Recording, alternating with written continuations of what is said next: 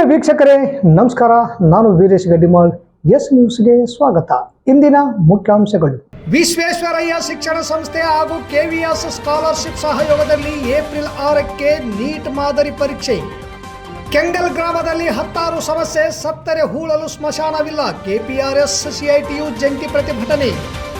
ಅಂತರ್ ವಿಶ್ವವಿದ್ಯಾಲಯಗಳ ಖೋ-ಖೋ ಪಂದ್ಯಾವಳಿಗೆ ಪಾರ್ವತಿ ಆಯ್ಕೆ. ಉದ್ಯೋಗ ಖಾತ್ರಿಯಲ್ಲಿ ನಿಗದಿತ ಅವಧಿ ಕೆಲಸ ಕೊಡದೆ ಸತಾಯಿಸಿದ ಅಧಿಕಾರಿಗಳು ಆರೋಪ.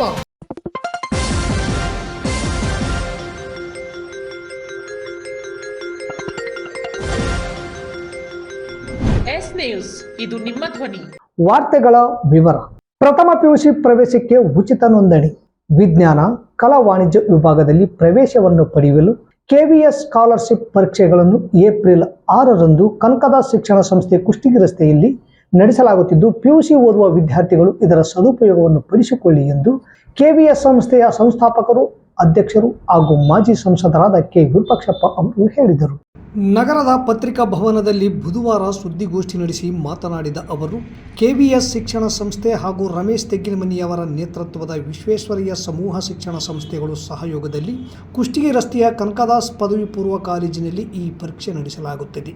ಟಾಪ್ನಲ್ಲಿ ಬರುವ 50 ಜನ ವಿದ್ಯಾರ್ಥಿಗಳಿಗೆ ಬಹುಮಾನ ಕೊಡಲಾಗುತ್ತದೆ. ಪ್ರಥಮ ಬಹುಮಾನ 50,000, ದ್ವಿತೀಯ ಬಹುಮಾನ 30,000, ತೃತೀಯ ಬಹುಮಾನ 15,000, ಚತುರ್ಥ ಬಹುಮಾನ 10,000, 5ನೇ ಬಹುಮಾನ 5,000 ಸೇರಿದಂತೆ ಇನ್ನಿತರೆ ಬಹುಮಾನಗಳನ್ನು ಕೊಡಲಾಗುತ್ತಿದೆ. ರಮೇಶ್ ತೆಗ್ಗಿನಮನಿ ಮಾತನಾಡಿ, ಕಳೆದ 2024-25ನೇ ಸಾಲಿನಲ್ಲಿ ನೀಟ್ ಪರೀಕ್ಷೆಯಲ್ಲಿ MBBS 13, BDS 7, BAMS 10 ವಿದ್ಯಾರ್ಥಿಗಳು ನಮ್ಮಲ್ಲಿ ನೀಟ್ ತರಬೇತಿ ಪಡೆದು ಆಯ್ಕೆಯಾಗಿದ್ದಾರೆ. ಕೋ ಕ್ಯಾಂಪಸ್ ಅಡಿಯಲ್ಲಿ ವಿಶೇಷ ತರಬೇತಿ ನೀಡಲಿದ್ದಾರೆಂದು ತಿಳಿಸಿದರು. ಹೆಚ್ಚಿನ ಸಂಖ್ಯೆಯಲ್ಲಿ ನೋಂದಣಿ ಮಾಡಿಕೊಂಡು ಇದರ ಸದುಪಯೋಗ ಪಡಿಸಿಕೊಳ್ಳಿ ಎಂದು ವಿದ್ಯಾರ್ಥಿಗಳಲ್ಲಿ ಮನವಿ ಮಾಡಿದರು. ನಮ್ಮ ಪರೀಕ್ಷೆಯಲ್ಲಿ ಯಾರ್ಯಾರು ಪಾಸ್ ಆಗ್ತಾರೋ ಅವರೆಲ್ಲರಿಗೂ ಅಡ್ಮಿಷನ್ ಕೊಡ್ತೀವಿ. ಅವರಲ್ಲಿ SSLCಯಲ್ಲಿ ಅವೇನೇ ಮಾರ್ಕ್ಸ್ ತೆಗೆದಿರಲಿ ಅಥವಾ ಕಡಿಮೆ ತಗೊಂಡಿರಲಿ ನಮ್ಮ ಪರೀಕ್ಷೆಯಲ್ಲಿ ಯಾರು ಹೈಯೆಸ್ಟ್ ಮಾರ್ಕ್ಸ್ ತಗೊಳ್ತಾರೆ ಅವ್ರಿಗೆ ನಾವು ಪ್ರವೇಶ ತಗೊಳ್ತೇವೆ. ಏನು ಫಸ್ಟ್ ರ್ಯಾಂಕಿಂದ 50 ರ್ಯಾಂಕ್ ಮಕ್ಕಳು ಬರ್ತಾರಲ್ಲ, ಆ 50 ಮಕ್ಕಳಿಗೆ ಈ ಸ್ಕಾಲರ್ಶಿಪ್ ಅಡಿಯಲ್ಲಿ ನಾವು ಆ ವಿದ್ಯಾರ್ಥಿಗಳಿಗೆ ಫ್ರೀ ಎಜುಕೇಶನ್ ಕೊಡ್ತೀವಿ. ಆ ಸ್ಕಾಲರ್ಶಿಪ್ ಅಡಿಯಲ್ಲಿ ಫ್ರೀ ಎಜುಕೇಶನ್ ನಾವು ಕೊಡ್ತೀವಿ. ಸೊ ನಮ್ಮಲ್ಲಿ ಫೀಸ್ ಎಷ್ಟೇ ಇದ್ರೂ ಕೂಡ ಫ್ರೀ ಆಗಿ ಅವರಿಗೆ ಶುಲ್ಕ ವಿದ್ಯಾರ್ಥಿ KVS ಏನು ಇನ್ಫಾರ್ಮೇಶನ್ ಇದೆಯಲ್ಲ ಅವರು ಆ ವಿದ್ಯಾರ್ಥಿ ಹೆಸರಲ್ಲಿ ನಮಗೆ ಶುಲ್ಕ ಕೊಡ್ತಾರೆ. ಸಂಸ್ಥೆಗೆ ಶುಲ್ಕ ಕೊಡ್ತಾರೆ. ಅದರಲ್ಲಿ ನಾವು ಉಚಿತ 50 ವಿದ್ಯಾರ್ಥಿಗಳಿಗೆ ಎಜುಕೇಶನ್ ಕೊಡ್ತೀವಿ. ಇದರಲ್ಲಿ ನಮ್ಮಲ್ಲಿ ಬೇರೆ ಎಕ್ಸಾಮ್ ಕನ್ಸಿಡರ್ ಮಾಡೋಂಗಿಲ್ಲ. ಎಕ್ಸಾಮ್ ಬಂದಿರಂತ ಫಸ್ಟ್ 50 ವಿದ್ಯಾರ್ಥಿಗಳಿಗೆ ನಾವು ಶಿಕ್ಷಣ ಅಂದರೆ ಈ ಸ್ಕಾಲರ್ಶಿಪ್ ಪಡೆಯಲು.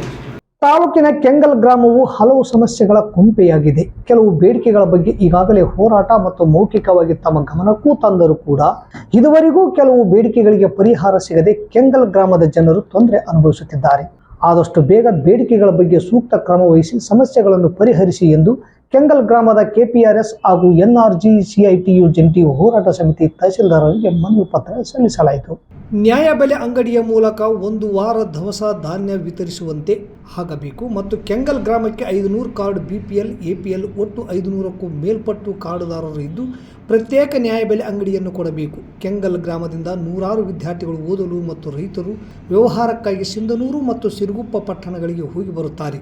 ಕಾರಣ ಕೆಂಗಲ್ ಮೂಲಕ 2 ತಾಲೂಕು ಕೇಂದ್ರಗಳಿಂದ ಬಸ್ ಬರುವ ವ್ಯವಸ್ಥೆ ಮಾಡಬೇಕು. ಕೆಂಗಲ್ ಗ್ರಾಮದಿಂದ ಬಳ್ಳಾರಿ ಮುಖ್ಯ ರಸ್ತೆಗೆ ಹೋಗುವ ರಸ್ತೆ ಸಂಪೂರ್ಣ ಹಾಳಾಗಿದ್ದು ಕೂಡಲೇ ಅದನ್ನು CC ರಸ್ತೆಗೆ ಪರಿವರ್ತಿಸಬೇಕು.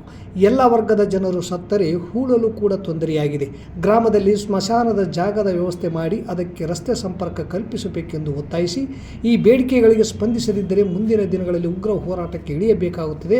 ಅದಕ್ಕೆ ಅವಕಾಶವನ್ನು ಮಾಡಿಕೊಡದೆ ಸೂಕ್ತ ಪರಿಹಾರ ನೀಡಬೇಕು ಎಂದರು.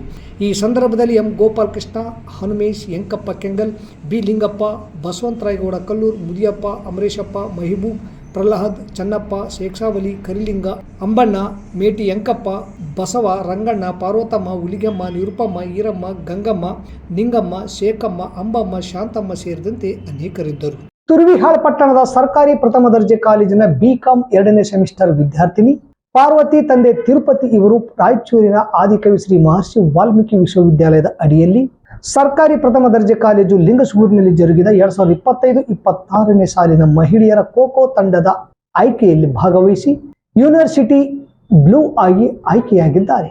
ಈ ವಿದ್ಯಾರ್ಥಿನಿಯು ಮಾರ್ಚ್ 25ರಿಂದ 31ರವರೆಗೆ ವಿಶ್ವವಿದ್ಯಾಲಯದಲ್ಲಿ ತರಬೇತಿ ಪಡೆದು ನಂತರ ಏಪ್ರಿಲ್ 1ರಿಂದ 4ರವರೆಗೆ ದಾವಣಗೆರೆ ವಿಶ್ವವಿದ್ಯಾಲಯದಲ್ಲಿ ಜರುಗಲಿರುವ ಅಂತರ್ ವಿಶ್ವವಿದ್ಯಾಲಯಗಳ ಮಹಿಳಾ ಖೋ ಪಂದ್ಯಾವಳಿಯಲ್ಲಿ ಆದಿಕವಿ ಶ್ರೀ ಮಹರ್ಷಿ ವಾಲ್ಮೀಕಿ ವಿಶ್ವವಿದ್ಯಾಲಯದ ತಂಡವನ್ನು ಪ್ರತಿನಿಧಿಸಲಿದ್ದಾರೆ. ವಿದ್ಯಾರ್ಥಿನಿಯ ಈ ಸಾಧನೆಗೆ ಕಾಲೇಜು ಅಭಿವೃದ್ಧಿ ಸಮಿತಿಯ ಅಧ್ಯಕ್ಷರು, ಮಸ್ಕಿ ಕ್ಷೇತ್ರದ ಶಾಸಕರಾದ ಬಸನಗೌಡ ತುರ್ವಿಹಾಳ್ ಹಾಗೂ ಇನ್ನುಳಿದ ಕಾಲೇಜು ಅಭಿವೃದ್ಧಿ ಸಮಿತಿಯ ಸದಸ್ಯರು, ಊರಿನ ಮುಖಂಡರು, ಪ್ರಾಂಶುಪಾಲರು, ದೈಹಿಕ ಶಿಕ್ಷಣ ನಿರ್ದೇಶಕರು ಹಾಗೂ ಎಲ್ಲ ಸಿಬ್ಬಂದಿಗಳು, ವಿದ್ಯಾರ್ಥಿಗಳು ಅಭಿನಂದಿಸಿದ್ದಾರೆ.